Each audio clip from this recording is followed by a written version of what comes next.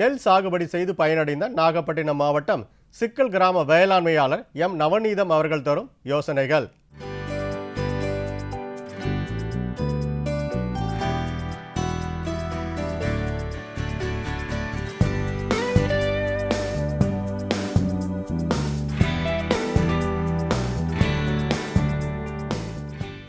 சிக்கல் வில்லேஜில் பனமேடு கிராமத்தை சேர்ந்த ஒரு சிறு விவசாயி.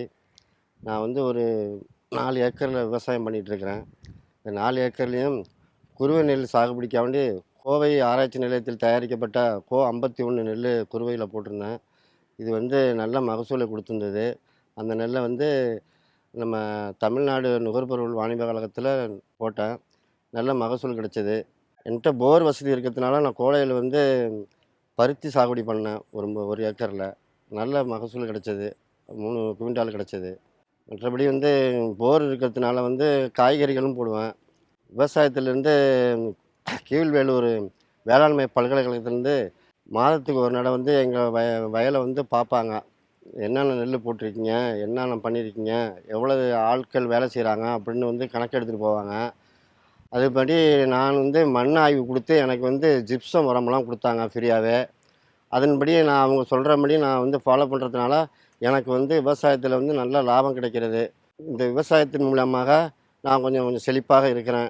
மற்றபடி போர்வெல் இருக்கிறதுனால மற்றவங்களுக்கு நான் நீர் ஆதாரத்தினால மற்றவங்களுக்கு நான் நீர் பாசனத்துக்கு கொடுத்துட்டு இருக்கேன். பக்கத்தில் உள்ள வயல்களுக்கெல்லாம் வேளாண்மை அதிகாரி எங்கள் வயலுக்கு வருவாங்க. பார்த்துட்டு இந்தந்த டைமில் இந்தந்த பூச்சி இருக்குது, இந்தந்த மருந்து அடிங்கன்னு சொல்லுவாங்க. அந்த மானாக்கட்டை பாசு, இந்த புரப்பன பாசு, இந்த மருந்துகளை ஸ்ப்ரே மூலியமாக அடிக்க சொல்லுவாங்க. எனக்கு வேளாண்மை பல்கலைக்கழகத்து மூலியமாக கைத்தளிப்பான் ஜார்ஜர் ஸ்ப்ரேயர் கொடுத்துருக்காங்க ஃப்ரீயாகவே. அது எனக்கு இந்த வேளாண்மை பல்கலைக்கழகத்துக்கு நான் நன்றி தெரிவிச்சிருக்கேன். ஜிப்சமும் கொடுத்துருக்காங்க. அதேமாதிரி அடிக்கடி மண் ஆய்வு செய்து இந்தந்த டைமில் இந்தந்த உரம் கொடுக்கணும் அப்படின்னு சொல்லுவாங்க. அதாவது ஹெவியாக பாதிக்கக்கூடிய பூச்சியெல்லாம் சொல்லாமல் சாதாரணமாக எளிமையாக உள்ள மருந்தை அவங்க அப்ளை பண்ண சொல்லுவாங்க. அதேமாரி செஞ்சு நல்ல விவசாயம் செழிப்பாக இருக்கிறது. டிகிரி முடிச்சிருக்கேன் சார். நான் பிஏ ஹிஸ்ட்ரி முடிச்சிருக்கேன். நான் என்னுடைய விவரம் தெரிஞ்ச காலத்துலேருந்தே ஒரு 20-30 வருஷமாக நான் சாகுபடி விவசாயம் பண்ணிகிட்டு இருக்கிறேன். விவசாயத்தில் எனக்கு ரொம்ப அனுபவம் உண்டு. என்னிட்டே மற்றவங்க அந்த விவசாயத்தை பற்றி கேட்பாங்க. நீ நீ இப்படி பண்ணுற, இந்த விவசாயத்தில் உனக்கு என்ன தெரியும், அதை தெரிஞ்சு எங்களுக்கும் சொல்லு, நாங்களும் செய்கிறேன்னு சொல்லிட்டு நான் சொல்லுவேன். மற்றவங்களுக்கு என்னுடைய கருத்தை மற்றவங்களுக்கு பரிமாறிக்குவேன். பரிமாற்றத்தினால அவங்களும் நல்லா செழிப்பாக விவசாயம் செய்கிறாங்க. இந்த விவசாயத்தின் மூலியமாக மக்கள் எல்லாமே என்னுடைய அறிவுரையை கேட்பாங்க. எனக்கு தெரிஞ்ச கருத்துக்களை நான் வேளாண்மை பல்கலைக்கழகத்துக்கு அடிக்கடி சென்று வருவதனால் அவங்களும் எங்கள் வயலுக்கு வர்றதுனால என்னுடைய கருத்துக்களை அவங்களுக்கு பதிவு செய்து அவங்களும் என்ன மாரியே செய்வாங்க. செஞ்சு நல்லா தான் இருக்காங்க. புதிய வழிமுறைகள் இயற்கை உரம் போடுவோம் சார். சாணி எருவு நம்மள்கிட்ட மாடு இருக்குது சார். ஒரு 4-5 மாடு இருக்குது.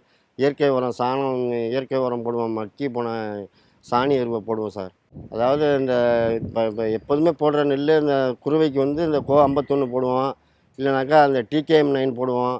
இல்லைனாக்கா 45 போடுவோம். இந்தமாரி ரகத்தை தான் போடுறது. நம்ம இயற்கைக்கு தகுந்த ஏதுவான நெல்லை தான் நாங்கள் போடுறது. மற்ற நெல்லாம் வயசு அதிகமாக உள்ள நெல்லெல்லாம் போடுறது கிடையாது. இப்போ குறுவைங்கிறது குறுகிய காலப்பயிர், தாளடிங்கிறது மத்திய காலப்பயிர், சம்பாங்கிறது நீண்ட காலப்பயிர். அதனால் அதுக்கு தகுந்த மாதிரி நம்ம இயற்கை சீற்றத்துக்கு தகுந்த மாதிரி நாங்கள் இதனுடைய நெல்லை சூஸ் பண்ணி போடுறது சார். வேளாண்மை பல்கலைக்கழகத்துலேருந்து பார்த்துட்டு நாற்றுக்கு என்ன பூச்சி இருக்குதுன்னு பார்த்துட்டு பார்ப்பாங்க. இதுக்கு இலைப்பெண் இருக்குது, இதுக்கு இந்த புரப்பன பாசு இல்லைனாக்கா வேறு மருந்து ஏதாவது சொல்லுவாங்க. அதை நான் செய்வேன் சார். அந்தமாரி கைத்தளிப்பான் மூலியமாக. மேலும் விவரங்கள் பெற வேளாண்மையாளர் எம் நவநீதம் அவர்களை 06380997401 என்ற கைபேசி எண்ணில் தொடர்பு கொள்ளலாம்.